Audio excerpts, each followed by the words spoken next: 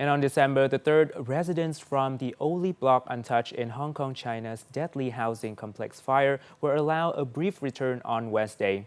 They could collect essential belongings before authorities continue securing the area.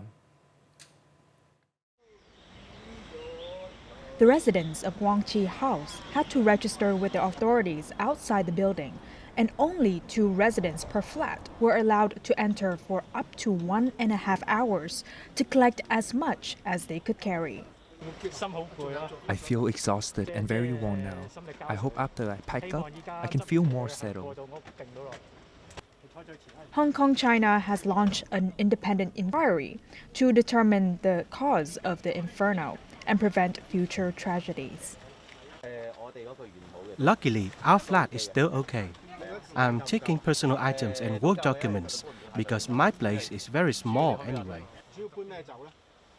Anti-corruption investigators have arrested at least 15 people, including contractors and an engineering consultant, over suspected negligence tied to renovation works. The fire broke out around a scaffolding at Wang Fuk Court last Wednesday, spreading to 7 of the 8 towers. I have lived here for 40 years. I just hope when things improve, we can move back home.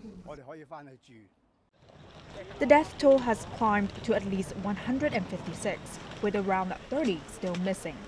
More than 2,500 residents have been relocated to temporary housing, while others remain in shelters.